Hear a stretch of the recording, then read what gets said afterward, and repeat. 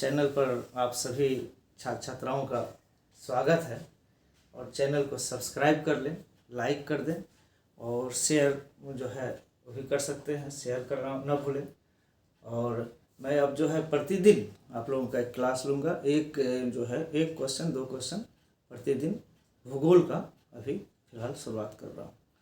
और आप लोग जो है इसका लाभ उठाइए और जो भी जो है इसको याद कीजिएगा, अपना किताब से भी याद कीजिएगा। और मैं जो पढ़ाऊँगा उसको भी समझना है, पहले समझना है। और याद रखिएगा कि रटकर पढ़ने से कभी कोई विद्वान नहीं बनेगा। समझ लीजिएगा, एक बार आपके अगर इसको समझ लेते हैं, जहन में उतार लेते हैं, मन मस्तिष्क में जब वो उतर जाएगा तो आपको याद करने की, रटने की कोई ज़रूरत नहीं रहेगी और वो आपके दिमाग में बैठ जाएगा। दिमाग में बैठी हुई बातों को रटने की ज़रूरत नहीं होता, वो हमेशा आपको कभी भी काम आएगा। इसलिए याद रखना है कि रटना नहीं है, बात को समझने पर जोर देना है। और ये देखिए, हम लोग 11वीं क्लास में भौतिक भूगोल पढ़े थे और अब 12वीं क्लास में चले गए तो इसमें मानव भूगोल पढ़ेंगे। भूगोल को हम लोग 2 भाग में बांटते हैं अध्ययन के लिए, अध्ययन की सुविधा के लिए। जो भूगोल है इसको हम लोग 2 भाग में बांटते हैं। एक भौतिक भूगोल जो हम लोग 11वीं क्लास में पढ़े, इसमें हम लोग पढ़े थे भौतिक भूगोल में पर्वत, पहाड़, मैदान के बारे में। जबकि 12वीं क्लास में मानव भूगोल पढ़ना है। ये 11वीं क्लास में पढ़े थे और ये 12th क्लास का है। 12th क्लास का जो हमारा भूगोल का जो विषय वस्तु है उसके केंद्र में मानव है, जबकि 11वीं क्लास में केंद्र में क्या था, भौतिक तत्व थे, जैसे कि पर्वत, पहाड़, मैदान, वायुमंडल, जलवायु, महासागर, इस सब के बारे में 11वीं क्लास में हम लोग पढ़े थे। जब इसकी जानकारी हो गई, भौतिक भूगोल की जानकारी हो गई, आस पड़ोस में कहाँ क्या है, दुनिया में कहाँ कितना क्या है, सब कुछ की जब जानकारी हो गई, निर्जीव चीज़ों की जानकारी हो गई, तो अब सजीव चीज़ों की ओर बढ़ेंगे।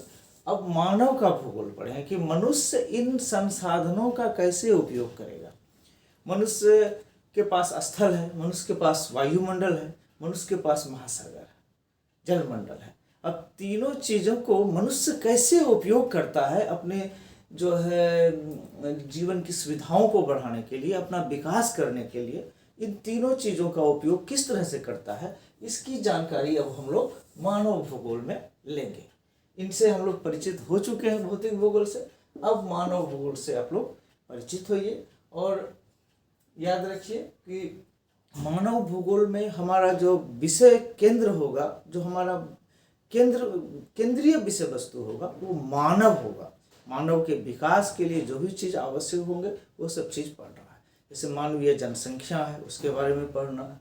मानवीय जो है, मानव क्या करता है, वो कृषि करता है, मानव व्यापार करता है, मानव उद्योग चलाता है, मानव किस प्रकार की बस्ती में रहता है, किस तरह का बस्ती बना करके, ग्रामीण बस्ती, शहरी बस्ती, मानव जो है किस तरह के जो है परिवहन साधन का इस्तेमाल करता है, अलग अलग परिवहन साधन होते हैं। इन सब बातों का अध्ययन हम लोग मानव भूगोल में करेंगे। और इसमें जो है जब पहला चैप्टर आपका बनता है मानव भूगोल का, पहला चैप्टर का नाम है मानव भूगोल का जो है की परिभाषा और मानव भूगोल का अर्थ और उसकी परिभाषा। तो हम लोग अब प्रथम चैप्टर से शुरू करते हैं इसको। अब ये देखिए, पहला जो हमारा प्रथम चैप्टर है, प्रथम अध्याय है,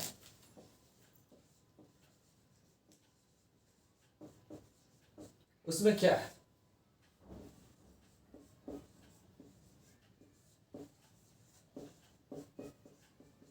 मानव भूगोल, अर्थ और परिभाषा।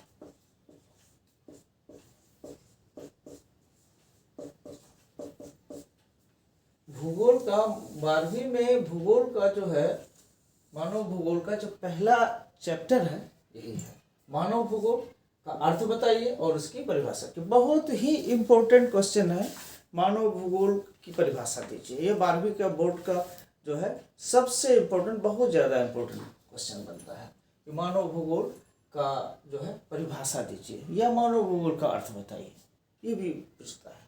तो इसमें हम लोगों को क्या देखना है कि मानव भूगोल मानव जोड़ भूगोल, मानव जोड़ भूगोल मतलब कि वह भूगोल जिसमें हम मानव का अध्ययन करते हैं। मानव भूगोल क्या है? मानव भूगोल वह भूगोल है जिसमें हम मानव का अध्ययन करते हैं। ठीक से सादे शब्द में कहेंगे तो कहेंगे कि मानव भूगोल वह भूगोल है जिसमें हम मानव का भौगोलिक अध्ययन करते हैं। भौगोलिक लगा देने पर, ज्योग्राफिकल स्टडी लगा देने पर आपकी परिभाषा ज़्यादा सटीक हो जाती है। मानव भूगोल वह भूगोल है जिसमें हम मानव का संपूर्ण भौगोलिक अध्ययन करते हैं। मानव कहाँ रहता है, क्या करता है, कैसे जो है रहता है, इन सब बातों का अध्ययन हम लोग किसमें करते हैं? मानव भूगोल में। मानव केंद्रित भूगोल, पहले ही बताए थे कि भूगोल के दो पार्ट हैं, एक भौतिक केंद्र और एक मानव केंद्रित। तो मानव केंद्रित भूगोल है। भूगोल के आत्मा में कौन बसा हुआ? मानव बसा हुआ। उद्देश्य क्या है? मानव का विकास, मानव के को ज़्यादा से ज़्यादा सुविधा प्रोवाइड करना। इसीलिए मानव भूगोल की परिभाषा आप आराम से दे सकते हैं कि मानव भूगोल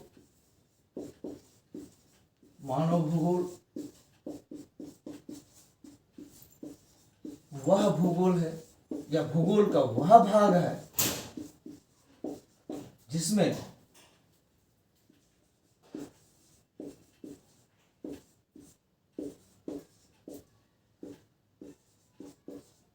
हम मानव का संपूर्ण भौगोलिक अध्ययन करते हैं।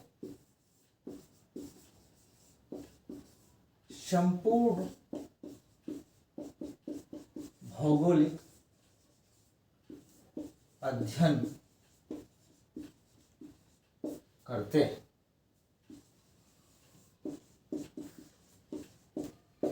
आप लोग इसको नोट करते चलिएगा, तभी होगा। आप लोग नोट करते चलिए।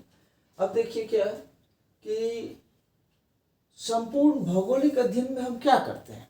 तो मानव के बारे में बात करते हैं कि मानव कहाँ रहता है,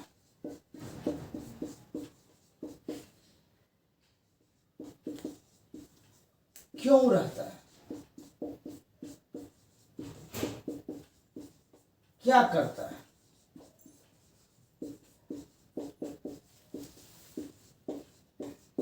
ये तीन प्रश्न जो है मानव भूगोल का मुख्य प्रश्न है, जिसको हम लोग जो है इसमें जो है सॉल्व करते हैं। मानव कहाँ रहता है, क्यों रहता है और क्या करता है। क्यों मानव कहीं पर ज़्यादा घना है या क्यों कहीं पर रहता है, कहीं नहीं रहता है। राजस्थान के पूरे जो हॉट डेजर्ट है, पूरा जहाँ पानी भी नहीं है, तापमान भी नहीं है, वहाँ मनुष्य क्यों नहीं रहता है, तो स्पष्ट पता है। और कहीं बहुत ज़्यादा सघन क्यों, दिल्ली में सघन क्यों है, मुंबई में क्यों सघन है, क्यों रहना चाहता है। तो इन सब चीज़ों का, इन सब प्रश्नों का हल हम लोग कहाँ खोजते हैं? मानव भूगोल में खोजते हैं। दो लाइन याद कीजिए। मानव भूगोल वह भूगोल है जिसमें हम मानव का संपूर्ण भौगोलिक अध्ययन करते हैं। मानव कहाँ रहता है, क्यों रहता है, क्या करता है, इन बातों का अध्ययन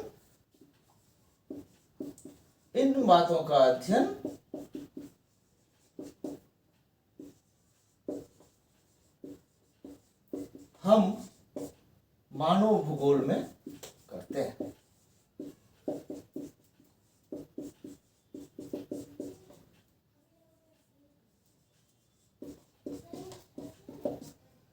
इतना समझ गए? ये दो लाइन समझ गए? सिर्फ दो लाइन है। दो लाइन अगर आप लिख देते हैं परीक्षा में तो 2 में से 2 अंक जो है आपको सिक्योर मिलेगा, एकदम निश्चित रूप से 2 में से 2 अंक मिलेगा। अब आपको लगता है कि जो है मेरा जो एग्जामिनर है उसको हम कुछ और भी दिखाना चाहते हैं कि हम और भी ज़्यादा अध्ययन किए हैं, तो वो भी आप देख सकते हैं। अब देखिए, आपको लगता है कि हम थोड़ा सा 1-2 विद्वान का परिभाषा दे दें, लिख दें, तो एग्जामिनर मेरा ज़्यादा खुश हो जाएगा। तो आप 2 परिभाषा दे सकते हैं 2 विद्वान का। जो एक है रिटजेल, इसकी परिभाषा दे सकते हैं, और एक है शैम्पुल, इसकी परिभाषा दे सकते हैं। रिटजेल की शिष्या है शैम्पुल, और रिटजेल जो है आधुनिक मानव भूगोल के संस्थापक भी हैं। रिटजेल क्या है? आधुनिक मानव भूगोल के संस्थापक।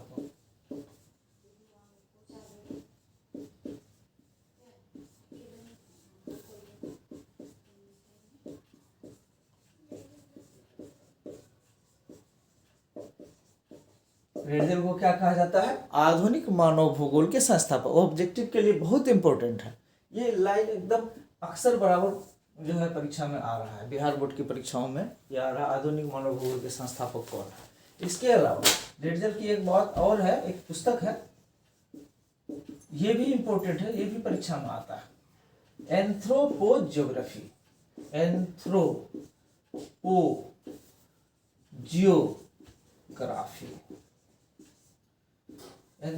रेडजल ने एक बहुत ही प्रसिद्ध जो है पुस्तक की रचना की, जिसका नाम है एंथ्रोपोजियोग्राफी। ये याद रखना है, आधुनिक मानव भूगोल के संस्थापक हैं और ये इनकी पुस्तक का नाम है एंथ्रोपोजियोग्राफी। रेडजल ने मानव भूगोल की जो परिभाषा दी है वो देख लीजिए। रेडजल ने कहा कि मानव भूगोल मानव समाजों और पृथ्वी के बीच संबंधों का अध्ययन है। ये जो पृथ्वी है हमारी, ये पृथ्वी जिस पे मनुष्य रह रहा है और मनुष्य, इन दोनों के बीच तो गहरा संबंध है। तो सबको मालूम है कि पृथ्वी और पृथ्वी पर जो हमारा वातावरण है, पर्यावरण है, इसका बहुत जो है गहरा संबंध है और मनुष्य इस पर्यावरण के बिना जी भी नहीं सकता। तो रेडजल ने इसी जो है बातों को रखा है कि पृथ्वी और मानव समाजों के बीच जो संबंध है, उस संबंध के अध्ययन को मानव भूगोल कहते हैं। बहुत आसान है परिभाषा, आप देख लीजिए। मानव भूगोल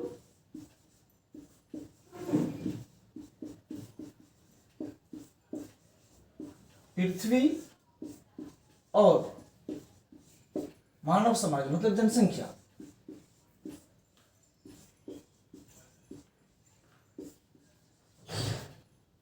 मानव समाज के बीच के संबंधों का अध्ययन है। रेडजल ने कहा है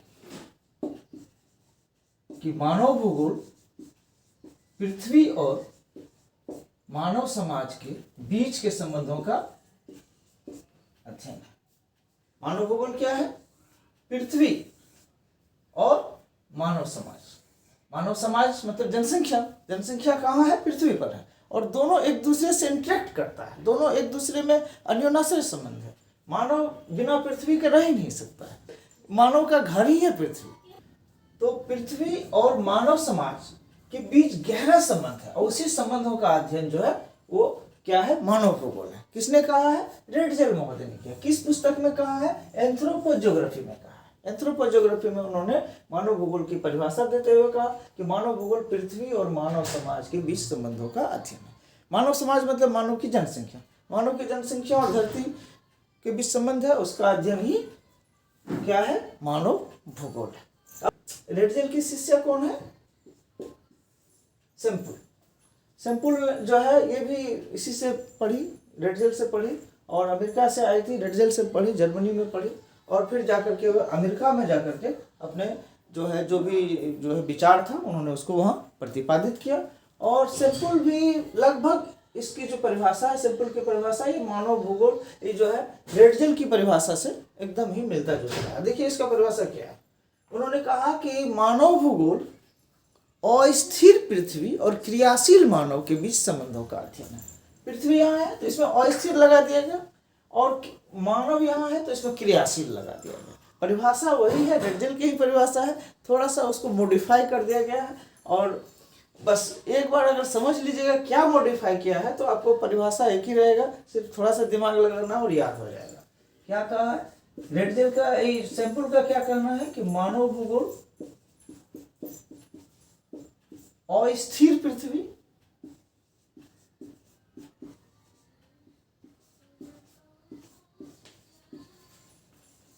और क्रियाशील मानव के बीच संबंधों का अध्ययन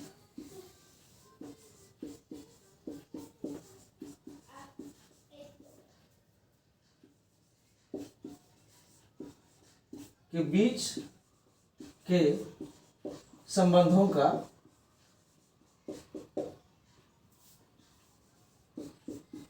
अध्ययन। एकदम रेडजल की ही परिभाषा है, थोड़ा सा मॉडिफाई किया गया है कि पृथ्वी के आगे अस्थिर लगाया गया है और मानव के आगे क्रियाशील लगाया गया है। पृथ्वी अस्थिर है ये सबको पता है, पृथ्वी घूम रही है, पृथ्वी में निरंतर परिवर्तन हो रहे हैं। जहाँ आज पहाड़ है वहाँ जो है खाई भी हो सकता है, जहाँ समुद्र है कभी वहाँ पहाड़ रहा होगा, कहाँ जहाँ ऊंचा है वो गड्ढा हो जाएगा, जहाँ गड्ढा है वो ऊंचा हो जाएगा। हमेशा ये पृथ्वी में परिवर्तन चल रहा है और अस्थिर, इसलिए अस्थिर पृथ्वी नाम दिया गया है। और मनुष्य भी तो बैठा हुआ नहीं है, मनुष्य भी तो स्थिर नहीं है, वो हमेशा क्रियाशील है, हमेशा परिवर्तन कर रहा है। एक सोया हुआ आदमी भी वातावरण में, पर्यावरण में परिवर्तन करता है। मालूम है कैसे? एक सोया आदमी क्या परिवर्तन कर सकता है? एक सोया हुआ आदमी ऑक्सीजन लेता है और कार्बन डाइऑक्साइड छोड़ता है, यही परिवर्तन है। एक सोया हुआ आदमी जब वातावरण में, पर्यावरण में परिवर्तन कर सकता है, तो अगर जगा हुआ आदमी हो तो कितना कुछ करता होगा। कहीं जंगल काट रहा है, कहीं खेत जोड़ रहा है, कहीं मिट्टी कोड़ रहा है, कहीं पहाड़ से चट्टान तोड़ रहा है, वो निरंतर परिवर्तन करता है। कहीं सड़क बना रहा है, कहीं रेल मार्ग बिछा रहा है, कहीं जंगल काटा जा रहा है, कहीं मकान बनाया जा रहा है, कहीं सड़क बनाया जा रहा है, निरंतर परिवर्तन करता है। मनुष्य कभी भी जब तक जिंदा रहेगा तब तक वह पर्यावरण में परिवर्तन करेगा। और सोया हुआ मनुष्य तो भी तो कम से कम ये कंपोजिशन में, वायु के संगठन में बदलाव लाता है। वो ऑक्सीजन लेता है, कार्बन डाइऑक्साइड छोड़ता है। तो सोया हुआ मनुष्य भी वातावरण में, पर्यावरण में परिवर्तन करता है। तो बहुत ही आसान है सिंपल की भी परिभाषा। मानव भूगोल अस्थिर पृथ्वी और क्रियाशील मानव के बीच संबंधों का अध्ययन। मानव भूगोल और स्थिर पृथ्वी और क्रियाशील मानव के बीच संबंधों का अध्ययन। अब 4 लाइन में आप मानव भूगोल की परिभाषा जो है, जो परीक्षा में आएगा, और वहाँ आपको 4 लाइन में ही लिखना है। और 4 लाइन में लिख देने के बाद आपका एग्जामिनर पूरी तरह से संतुष्ट हो जाएगा, या आश्वस्त हो जाएगा कि हमारा विद्यार्थी बहुत अच्छा है, बहुत तेज है, और वो जो है आपको अंक जो है वो देता जाएगा। अगले क्वेश्चन में भी जहाँ आप कमज़ोर पड़ेंगे वहाँ भी वो ज़्यादा नंबर देगा, क्योंकि आपने पहला ही क्वेश्चन बहुत अच्छा से लिखा और टीचर को प्रभावित कर दिया, एग्जामिनर को प्रभावित कर दिया कि हम अच्छा जानते हैं। कैसे लिखिएगा? अगर परीक्षा में आगे मानव भूगोल का अर्थ बताइए और इसकी परिभाषा कीजिए, ये प्रश्न आता है। यह परिभाषा भी पूछा तो कोई दिक्कत नहीं है, लिखिएगा कि मानव भूगोल मानव का संपूर्ण भौगोलिक अध्ययन प्रस्तुत करता है। मानव भूगोल वह भूगोल है जिसमें जो है मानव का संपूर्ण भौगोलिक अध्ययन प्रस्तुत किया जाता है। मनुष्य कहाँ रहता है, क्या करता है, क्यों रहता है, कहीं क्यों रहता है, इन सब बातों का अध्ययन हम लोग मानव भूगोल में करते हैं। रेडजेल महोदय ने मानव भूगोल की परिभाषा देते हुए कहा है कि मानव भूगोल पृथ्वी और मानव समाजों के बीच संबंधों का अध्ययन है। और रेडजेल के शिष्या सेम्पल महोदय का कहना है कि मानव भूगोल अस्थिर पृथ्वी और क्रियाशील मानव के बीच संबंधों का अध्ययन है। मुझे लगता है कि आप लोग इस बात को समझे होंगे, और इसको थोड़ा सा इसको जो है नोट बना लीजिएगा। 4 लाइन का नोट है, और बाकी आप यहाँ समझिएगा। कुछ ऑब्जेक्टिव प्रश्न भी है, और बाकी जो है चैप्टर के लास्ट में मैं सारे ऑब्जेक्टिव एक साथ बता दूंगा। और अभी जो है आज के लिए इतना ही। धन्यवाद।